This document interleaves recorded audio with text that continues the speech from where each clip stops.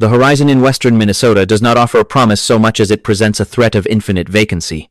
Out there, the earth is a flat, ashen slab of tilled soil, and drainage ditches stretching until the sky decides to crush it into the dark. It is a place where the wind does not just blow, it scours the skin, carrying the scent of damp loam and the ancient rotting vegetation of the river bottoms. On the night of May 14th, 2008, that darkness became a solid thing, a heavy curtain that dropped over a young man named Brandon Swanson. He was 19 years old, full of the typical restless energy of a kid who had just finished his spring semester classes at Minnesota West Community and Technical College. There was music, there were friends, and there was the simple, mundane goal of driving home to Marshall. But the geography of the mind is a fragile thing, and as Brandon steered his green Chevy Lumina through the backroads, the familiar world began to liquefy into something unrecognizable. Something hungry. The celebration in Canby and Lind had been unremarkable, the kind of small-town gathering where the air smells of cheap beer and high hopes. Brandon left the party around midnight, his tires humming against the gravel as he navigated the grid of farm roads that should have been second nature to him. Somewhere between the points of departure and home, the car slipped from the crown of the road and slid into a steep, muddy ditch. It was not a violent crash, just a dull thud of metal against packed earth, leaving the wheels spinning uselessly in the muck. This was the moment the trap was set, though no one knew it yet, not even Brandon. He reached for his cell phone, a thin lifeline in a sea of shadow, and dialed his parents at 1:54 in the morning.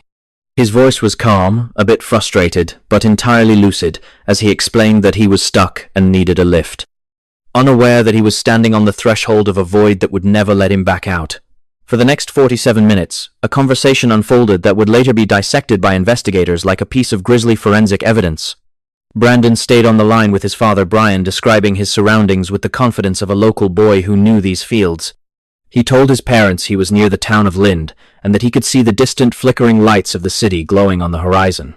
He described the way the wind felt and the direction he was walking, deciding to head toward those lights rather than wait by the car. His father drove toward the location Brandon described, flashing his own headlights into the gloom, expecting to see his son waving from the shoulder of the road. But the lights Brian saw were not the lights Brandon saw, and the two men, separated by only a few miles of dark air, were moving through entirely different versions of reality. The distance between them growing with every step the boy took into the tall grass. The sensory details of that walk must have been a blur of heavy breathing and the rhythmic crunch of boots on gravel. Brandon mentioned crossing a fence, the cold wire biting into his palms, and the sound of water rushing somewhere nearby in the dark. He told his father he was cutting through a field, trying to take a shortcut toward the glow of the town that seemed to stay forever out of reach. There was no panic in his voice, just the steady, rhythmic cadence of a young man trying to solve a problem with his own 2 feet. The air was likely thick with the smell of the Yellow Medicine River, a muddy, winding artery that snakes through the county like a dark bruise. Brian kept talking, kept searching, the phone pressed hard against his ear as he scanned the empty fields for a sign of life. But the prairie remained a black wall, refusing to yield even a single spark of light. Then came the moment that has haunted the Swanson family and the state of Minnesota for over a decade. At 2:33 in the morning, in the middle of a sentence about his progress, Brandon suddenly shouted 2 words that would chill the blood of any parent. "Oh shit." There was no sound of a struggle, no scream of pain, and no splash of water to suggest a fall into the river. There was only the sudden, sharp realization of an immediate threat, followed by a silence so profound it felt like the world had been hollowed out. Brian called his son's name over and over, his voice cracking against the receiver, but the only response was the faint mechanical hum of the cellular network. The line stayed open, a bridge to nowhere, for several more minutes before the connection finally withered and died, leaving only the sound of the wind and the pounding of a father's heart in the absolute stillness. When the sun finally clawed its way over the horizon at 6:30 in the morning, the search began in earnest, but it was a search built on a foundation of lies. The authorities looked near Lind, where Brandon said he was scouring every ditch and grove of trees within a 5-mile radius. They found nothing, not a footprint, not a dropped glove, and certainly not a green Chevy Lumina. It took the intervention of cell phone tower data to reveal the terrifying truth of Brandon's final journey. He had not been near Lind at all, but was instead 20 miles to the north near the tiny hamlet of Taunton.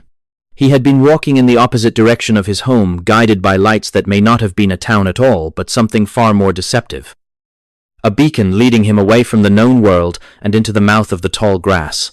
Investigators finally located the car on a field approach off a gravel road tilted at a sharp angle but otherwise undamaged. The keys were gone, the doors were closed, and there was no blood or evidence of a struggle within the cabin. From this point the scent trail began, picked up by bloodhounds that seemed agitated and confused by the path Brandon had taken. The dogs followed his trail for several miles, zigzagging through the fields with a frantic energy that suggested the boy had been moving with a strange, erratic purpose. They tracked him toward the banks of the Yellow Medicine River, a place where the current runs deep and the banks are slick with treacherous mud. At the edge of the water, one of the dogs stopped dead, its hackles rising as it stared across the dark surface toward the far bank, as if it could see something standing there in the shadows that the human eye was not meant to perceive. The river was dragged, searched by divers, and scanned with high-resolution sonar, yet it yielded absolutely nothing. If Brandon had fallen in his body, should have been snagged by the downed trees and debris that choked the waterway for miles downstream. Instead, the river was clean, an empty mirror reflecting the gray Minnesota sky back at the searchers. Even more disturbing was the fact that the scent trail did not simply end at the water's edge. Some handlers reported that the dogs picked up the scent again on the other side, leading them further into the vast open farmland where the earth seems to swallow sound. They followed the ghost of Brandon Swanson for several more miles before the trail simply evaporated into the thin, cold air, leaving the investigators standing in the middle of an empty field with no explanation for how a human being could simply cease to exist. There is a microscopic observation to be made about the terrain where Brandon vanished, a detail that often gets overlooked in the broader narrative. The area is dotted with old abandoned farmsteads and subterranean structures that have long since been reclaimed by the earth. In the dark, a man walking through a fallow field might not notice the slight dip in the ground or the way the wind whistles through a hidden pipe. There is a sense of being watched in these places, a feeling that the landscape itself is a living organism with a digestive system designed for the unwary. The silence out there is not the absence of noise but a heavy pressurized weight that rings in the ears like a distant bell. It is the kind of silence that precedes a disappearance, a localized dead zone where the laws of physics and biology seem to lose their grip, and where the oh shit moment becomes a permanent state of being. In the years that followed, thousands of volunteers have walked those fields shoulder to shoulder, turning over every stone and peering into every crevice. They used thermal imaging drones and ground-penetrating radar, hoping to find even a fragment of bone or a shred of the blue-striped shirt Brandon was wearing. They found nothing, not even a discarded cell phone or a set of car keys which should have been easy to spot in the low winter grass. It is as if the earth opened its mouth, took a single bite, and then smoothed itself over as if nothing had ever happened. The case of Brandon Swanson remains one of the most baffling missing persons files in the history of the Midwest, a puzzle with no pieces and a story with no ending. Just a lingering sense of dread that clings to the gravel roads of Leon County like a thick, impenetrable fog. There are theories, of course, ranging from the mundane to the truly anomalous, none of which provide any real comfort to those left behind. Some suggest he succumbed to hypothermia and crawled into a hole to die, a phenomenon known as terminal burrowing that can hide a body from even the most diligent searchers. Others point to the strange lights he saw, suggesting he may have been lured by something that exists just outside our peripheral vision. There is a specific kind of predator in the high plains, one that does not use claws or teeth, but instead uses the environment itself as a weapon. It waits for the moment of peak vulnerability, when a person is lost, tired, and tethered to the world only by a thin electronic signal. Then it cuts the line and pulls them into the great gray unknown. The pattern of Brandon Swanson is not a solitary one, but a thread in a much larger, more disturbing design that spans the continent. In 1999, a man named Jared Atadero vanished in the Colorado mountains under similarly impossible circumstances, leaving behind only a few scattered remains years later in a place already searched. In 2017, a young hiker named Gwen Brunel disappeared in the high desert of Idaho. Her car found abandoned, and her footsteps leading into a wasteland that refused to give her back. These cases share a common chilling DNA, a moment where the victim is there and then in the blink of an eye or the duration of a phone call they are gone. They leave behind no clues, no struggle, and no closure, only a cold spot in the air and a permanent vacancy in the lives of their families, reminding us that the world is much larger and much hungrier than we dare to admit in the safety of the light.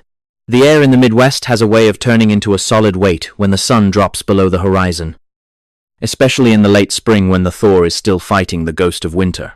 You feel it in the back of your throat, a cold, metallic taste that suggests the earth is not quite finished with its season of death. Out there between the skeletal rows of last year's corn and the endless ribbons of grey gravel, the silence is not an absence of sound, it is a presence in its own right. It is a heavy, suffocating thing that listens to your heartbeat and counts the rhythm of your footsteps. This is where the laws of physics and biology seem to lose their grip on the world we think we know. And where the oh shit moment becomes a permanent state of being. It is a place where a single misstep can lead you into a landscape that does not appear on any map. The night of May 14, 2008 was supposed to be a night of celebration for 19-year-old Brandon Swanson. He was young, full of the easy confidence that comes with a life just beginning, and he was heading home after a party in the small town of Canby, Minnesota. The car he drove was a simple Chevy Lumina, a machine of steel and plastic that felt like a fortress against the dark, but the high plains have a way of disorienting even the most familiar traveler. And when Brandon took a shortcut through the backroads of Lyon County, the world began to warp. The gravel roads out there are a labyrinth of identical intersections and endless horizons that can trick the eye and the inner ear. He was tired, the road was slick with the remnants of a spring rain, and in an instant the Lumina slid off the shoulder and into a steep grassy ditch. He did not panic, not at first, because he had his cell phone in his hand, a lifeline of glowing light and signal bars that connected him to the safety of his parents' house. He called them at nearly 2 a.m, his voice calm as he explained that he was stuck and needed a ride. For 47 minutes Brandon stayed on the line with his father, describing the lights he could see in the distance and the direction he was walking to find a landmark. They were normal people having a normal conversation about a mundane accident, the kind of scene that plays out 1,000 times a year across the country. But as Brandon walked through the darkness, the geography of the land began to refuse his descriptions. He told his father he was near Lind, but he was actually miles away, wandering through the tall, wet grass of a field that seemed to have no end. The conversation ended with 2 words that have haunted the state of Minnesota for over a decade. Oh shit. There was no sound of a struggle, no scream of terror, and no noise of a vehicle or an animal. Just those 2 words whispered into the receiver with the sudden sharp realization of someone who has seen something that should not exist. Then the line went dead, and the signal that had been tethering Brandon to the world of the living was severed. His father called back, again and again, but the calls went straight to voicemail, echoing into a void that had suddenly swallowed his son whole. The search began almost immediately, starting with a father driving through the night with his headlights high, calling out into the empty fields. In the years that followed, thousands of volunteers have walked those fields shoulder to shoulder, turning over every stone and peering into every crevice. They use thermal imaging cameras that can spot the heat of a field mouse from 100 feet in the air, and they deployed drones that mapped every inch of the topography. Ground-penetrating radar was brought in to look beneath the surface of the earth, searching for any anomaly that might suggest a shallow grave or a hidden hollow. They found nothing, not even a discarded cell phone, a set of car keys, or a single shred of the blue-striped shirt Brandon was wearing that night. It is as if the earth opened its mouth, took a single bite of the young man, and then smoothed itself over, as if nothing had ever happened. The low winter grass, which should have held some sign of a struggle or a fall, remained perfectly undisturbed. The sheer absence of evidence is a physical weight that investigators have had to carry since the very first day. When a person disappears, they usually leave a trail of crumbs. A dropped hat, a scuff mark in the dirt, or a scent that a trained bloodhound can follow for miles. But in the case of Brandon Swanson, the dogs were baffled, leading their handlers to the edge of the Yellow Medicine River before losing the trail entirely. The river at that spot was only knee-deep, a sluggish flow of water that could not have swept a grown man away without leaving a trace downstream. Divers searched the murky depths, feeling their way through the mud and the reeds, but they found only the silence of the water. There was no body caught in the brush, no clothing snagged on the rocks, just the endless indifferent current. The case remains one of the most baffling missing persons files in the history of the Midwest, a puzzle with no pieces and a story with no ending. It is a narrative that stops mid-sentence, leaving a lingering sense of dread that clings to the gravel roads of Lyon County like a thick, impenetrable fog. There are theories, of course, ranging from the mundane to the truly anomalous, none of which provide any real comfort to those left behind. Some suggest he succumbed to hypothermia and crawled into a hole to die, a phenomenon known as terminal burrowing that can hide a body from even the most diligent searchers. In the final stages of freezing, the brain misfires, telling the victim they are burning up, and they strip off their clothes before seeking a tight enclosed space to hide. But searchers looked in every hole, every culvert, and every abandoned structure within a 10-mile radius. Others point to the strange lights Brandon told his father he could see on the horizon, suggesting he may have been lured by something that exists just outside our peripheral vision. He was convinced he was walking toward the lights of a town, but the investigators could never find a light source that matched his description from his actual location. There is a specific kind of predator in the high plains, one that does not use claws or teeth, but instead uses the environment itself as a weapon. It waits for the moment of peak vulnerability when a person is lost, tired, and tethered to the world only by a thin electronic signal. It is a force that manipulates the senses, making the north feel like south, and making a deadly river look like a safe path. Then it cuts the line and pulls them into the great grey unknown, leaving the world to wonder where they went. When you look at the map of these disappearances, you start to see a pattern that defies the logic of random chance. The environment seems to act with a level of intentionality that is terrifying to contemplate, as if the land itself has a hunger that needs to be satisfied. We see it in the way the weather changes, the moment a search begins, or the way electronic equipment fails, in the exact spot where a person was last seen. There is a vibration in the air in these places, a frequency that sets the teeth on edge and makes the hair on the back of the neck stand up. It is the feeling of being watched by something that does not have eyes, something that has been part of the landscape since before the first road was ever paved. Brandon Swanson walked into that vibration, and he never walked out. The pattern of Brandon Swanson is not a solitary one, but a thread in a much larger, more disturbing design that spans the entire continent. These are the cases that the authorities do not like to talk about because they do not fit into the neat boxes of foul play or accidental death. They are the anomalies that suggest our understanding of reality is paper-thin, a fragile veil that can be torn by a single wrong turn in the dark. In 1999, a young boy named Jared Atadero vanished in the Colorado mountains under similarly impossible circumstances. He was walking just a few feet ahead of a group of adults on a well-worn trail when he simply ceased to exist in their world. Years later, a few scattered remains were found in a place that had already been searched dozens of times high up on a cliff face that a small child could never have reached on his own. The similarities between Jared and Brandon are enough to make the blood run cold, despite the difference in their ages and the terrain. Both were there one moment and gone the next, leaving behind no clues, no struggle, and no closure for the families who waited by the phone. In 2017, another young hiker named Gwen Brunel disappeared in the high desert of Idaho, her car found abandoned on a lonely stretch of road.